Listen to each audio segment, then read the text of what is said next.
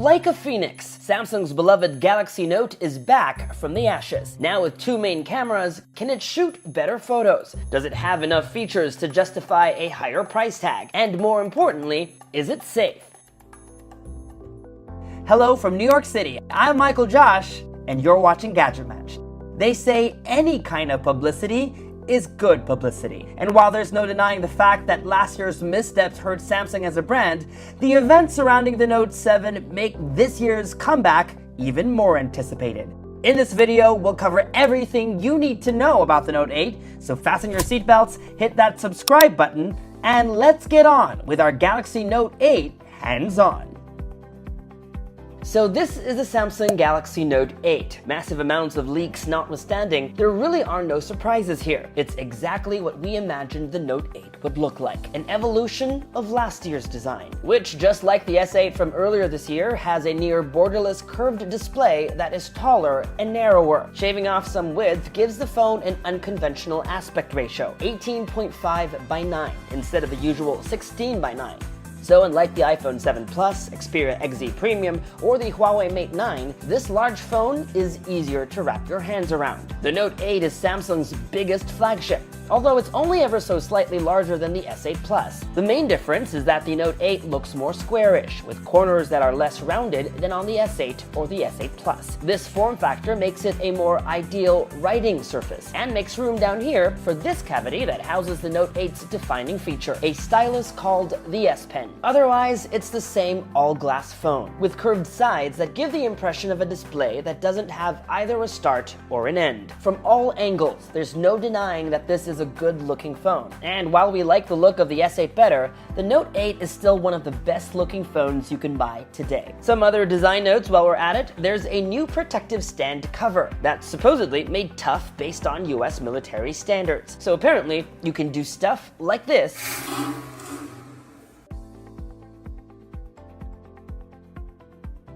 and this.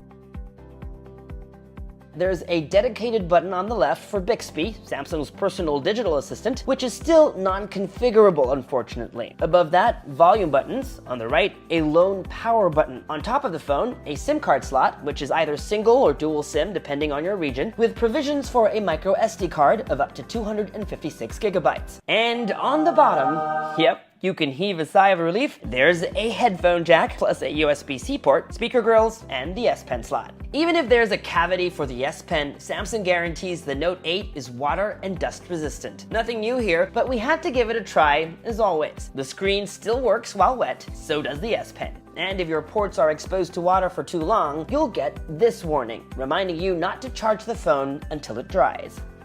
Also in change is Samsung's slew of security features. Apart from the usual pin and pattern are the usual suspects. A pretty fast fingerprint sensor still awkwardly placed beside the camera, but now with a flash module in between, and a bit more indentation, making the camera lens a little less susceptible to accidental smudging. There's still facial recognition, which based on our tests is still spoofable with a photo. See here. But there's a new setting which makes spoofing a pain. The most secure way of locking your phone, however, is of course the iris scanner, and we didn't notice any difference either in terms of unlock times or accuracy. Not that we had any complaints before, it still works like a charm. Either of the biometrics options can also be used in conjunction with Android Pay and Samsung Pay if that service is available in your region. Probably the newest Note 8 feature is its new camera, or should I say, cameras. With the Note 8, Samsung is finally jumping on the dual camera bandwagon. Samsung execs tell GadgetMatch they didn't want to do it until they could pull off something others haven't been able to do with the technology. And so on the Note 8, both cameras get optical image stabilization instead of the just main shooter. This should come in handy when shooting close-ups using the phone's new 2x optical zoom lens. This is what the Note 8's dual camera setup looks like on paper. This is a standard lens, this is a zoom lens. Both are 12 megapixels that differ only in the amount of light each one lets in. f1.7 on the main shooter, and f2.4 on the telephoto lens. Theoretically, the main camera should perform better in low light. When you start up the camera, you get the option to use either Bixby Vision, Live Focus, or stickers. Bixby Vision and stickers work just like on the S8 and S8 Plus. You can point your phone at a wine bottle to get a review, and stickers are just as fun as always. But the new feature is Live Focus, which uses the second camera to create a blur behind your subject, like portrait mode on the iPhone 7 Plus, if you will. This has been done before by many other smartphone brands. But what's nice about Samsung's take is that you can adjust the amount of blur while taking the shot and after. That means you can dial down with a quick adjustment if things look too unrealistic, which is most often the case. Just like the iPhone 7 Plus, Live Focus also shoots at 2x, which, in the case of the former, can be a problem when shooting in low light. While it might not be obvious here, these Spider-Man photos were taken under a table in a room with hardly any light, but still came out pretty good. Samsung is also introducing a feature called Dual Shot, which takes the same photo using both cameras. So if the portrait photo is not to your liking, you can click over here to get a wide angle option.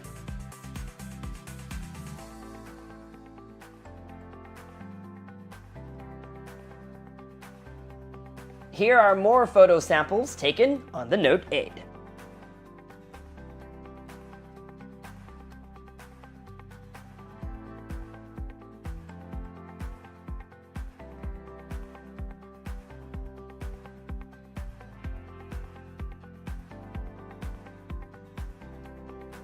This built-in stylus, called the S Pen, is what gives the Note its name, and is what sets it apart from other big-screen phones. Apart from being able to take notes or draw, the S Pen on the Note 8 can do other things. This new feature is called Live Messaging, almost like the handwriting feature on iMessage, except that it works on WhatsApp, Facebook Messenger, Viber, Telegram, and other chat apps. Using the S Pen, you can scribble handwritten notes and can send them as GIFs.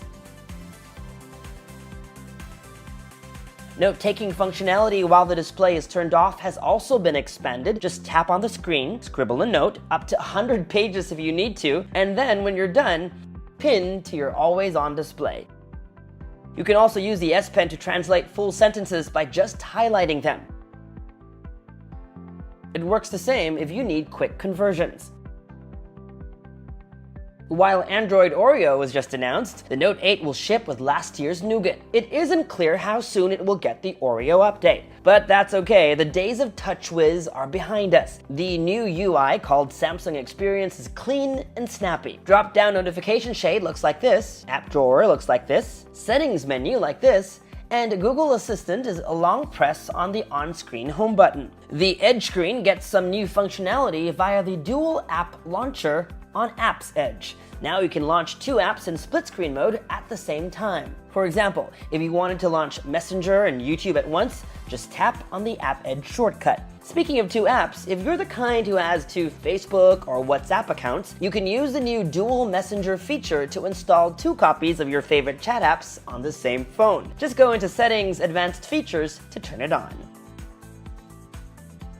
The Note 8 shares pretty much the same high-end spec sheet as the S8 Plus. That means you're getting top-of-the-line performance for every task. Depending on your region, you will either get a 10nm Exynos processor or Qualcomm's Snapdragon 835, 6GB of RAM, and a Quad HD Super AMOLED display. The only place where it seems Samsung may have skimped is with its 3300 mAh battery, which is not only smaller than last year's model, but also lower than the industry standard. That said, we still think it's the most prudent thing for Samsung to do, considering last year's battery issues. Samsung still promises improved battery life thanks to a more power-efficient chip, and it's still got the usual adaptive fast charging and wireless charging support. And if there are any concerns about exploding phones, company promises that like the rest of its phones since the Note 7, the Note 8 has undergone a rigid 8-point battery check.